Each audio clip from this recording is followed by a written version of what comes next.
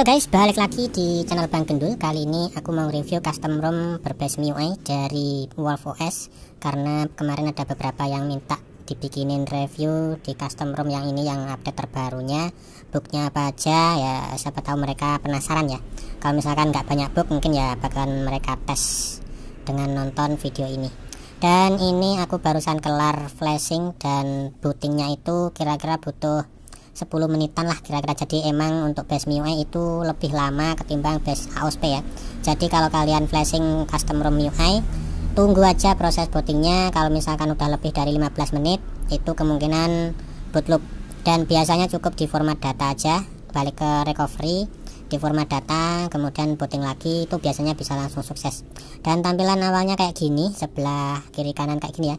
Dan nggak ada app file-nya di sini. Mungkin sudah dihapus atau mungkin nggak diaktifin ya. Kemudian untuk control centernya tampilannya masih standar seperti ini. Nanti kalau udah kita pakai beberapa saat gitu, mungkin bakalan berubah ke tampilan yang baru. Dan waktu kita slide ini, kita masih bisa pindah buat kontrasnya ya. Dan kita slide kiri kanan bisa langsung pindah ke notifikasi. Di sini aku belum restorasi semua aplikasiku, jadi belum balik ke seperti di ROM sebelumnya. Ini masih bloatware bawaannya dan lumayan banyak ya. Kalau bisa sih yang aplikasi nggak guna ini segera dihapus ya. Semoga-moga aja di next bisa diminimalisir lagi untuk bloatware-nya biar lebih enteng. Dan di sini sudah aku install Magis. Aku selalu pakai Magis ya, versi 23.0. Untuk safety netnya aman, tercentang biru semua. Dan untuk kualitas perekam layarnya ya seperti sekarang ini, aku rasa normal-normal aja. Kita langsung masuk aja ke menu settingnya ya, dan kita cek satu persatu dari atas. Di sini about phone-nya WolfOS 12.59 stabil seperti ini. Kemudian di bagian all spec-nya seperti ini ya, Android 11. MIUI versinya kita tap-tap buat munculin developer option-nya. Kemudian kernel yang dipakai, dia pakai BIOS HMP v4 Dirty apa itu ya, pokoknya itu. Kemudian di bawahnya ada Wolf Interface. Ini adalah part khususnya dari WolfOS ya. Kita bisa klik di bagian WolfOS-nya, maintainer atau foundernya, leader developernya Roset Techno. Dan ini dia maintainernya Zenitsu ID ya, MRT. Ini yang rancang custom ROM ini guys ya. Terus ada anggota-anggota lain, termasuk ada gendul pecah di sini guys ya. Kemudian di Wolf About kurang lebih mirip ya kayak yang tadi aku tunjukin. Terus untuk status bar settingnya kita cek dulu, tampilannya seperti ini guys. Di bawahnya masih ada fitur lainnya. Di bagian status bar ada beberapa pilihan, 1, 2, 3, ada 7 pilihan ya guys. Untuk gaya WolfOS barnya seperti itu, kalian bisa lihat di bagian status bar sini. Kalau kita ubah ke gaya yang dual, yang style 2 ya, di sini tampilannya kayak gitu. Dan nanti kalian bisa cek sendiri kalau kalian penasaran. Untuk network tipe lokasinya biarin aja ya. Terus ini untuk color notifikasi icon, kalau kita aktifin nanti notifikasi yang warna hitam itu bakalan berwarna.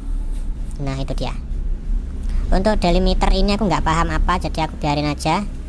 Terus ada show graphical indicator, ini juga, oh ini buat warnanya mungkin ya. Ada pilihan gaya baru atau gaya lama. Kalau gaya lama bentuknya oval lonjong ya, aku pakai gaya baru aja. Terus ada color baterai indikator, ini kayak mirip yang sudah pernah aku review. Ini untuk baterainya bisa kita warnai sendiri sesuai selera guys ya. Tapi aku nggak pakai, nggak aktifin, biarin aja kayak gitu. Display setting tadi belum kita buka. Untuk DPI nya standarnya 392, tapi aku lebih nyaman di 411 ya. Di bagian bawahnya ada beberapa menu lagi. Dan ini ada big tile setting, add 5 and 6 style. Aku nggak paham ini buat apa, jadi biarin aja. Terus di bawahnya lagi ada notifikasi dan control centernya. Kalian bisa atur di sini seperti biasa ya. Ini enggak terlalu berbeda jauh sama MIUI pada umumnya. Di bagian animasi nggak bisa kita klik ya. Terus ini ada pilihan control centernya ya. Kita pakai yang all versi kayak gini. Kalau yang pakai control center kayak gini guys. Nah ini sudah berubah ya, untuk tampilan control centernya sudah yang terbaru. Harusnya memang seperti ini. Kemudian di bagian status bar kalian bisa atur buat munculin connection speednya ya. Terus di bawahnya ada navigation pulse. Untuk show pulsenya aku aktifin di sini ya. Untuk turn on lava lamp aku tes dulu guys ya. Oke, jadi untuk pulsanya ini munculnya di atas navbar ya, nggak di dalam navbar. Jadi ini menurutku minus guys, walaupun nggak seberapa minusnya ya, tapi kalau dilihat itu lebih bagus kalau dia ada di dalam navbarnya. Semoga aja next bisa diubah biar masuk ke dalam navbarnya guys ya. Kemudian kita cek dulu di bagian kameranya. Untuk kamera ini ada bug parah guys ya, yakni di bagian video. Kalau kita aktifin image stabilization itu bakalan force close, dan waktu kita matiin image stabilizationnya dipakai video itu malah muncul hasilnya jadi hijau guys. Sebentar ya, jadi hijau seperti ini. Kemudian untuk foto nggak ada masalah sih, mulai foto, potret, dan untuk panorama ini bisa dipakai buat jepret, cuman hasilnya agak gelap dari biasanya. Kita lanjut di bagian menu settingnya ya, di bagian SIM card dan mobile network. Di sini mode pesawatnya aku hidupin dulu.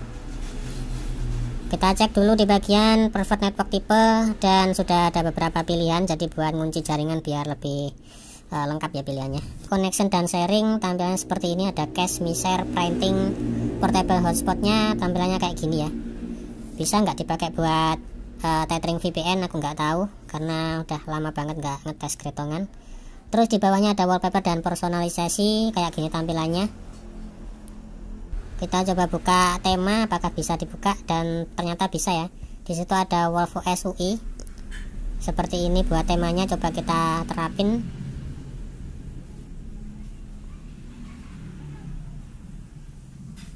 Nah, ini pakai tema WolfOS guys ya.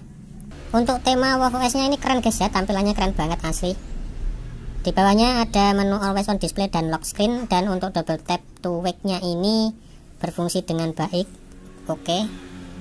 Tapi kalau untuk matiin double tap buat matiin, buat off nya itu nggak berfungsi guys. Kemudian ada menu display, tampilannya seperti ini. Ada refresh rate nya.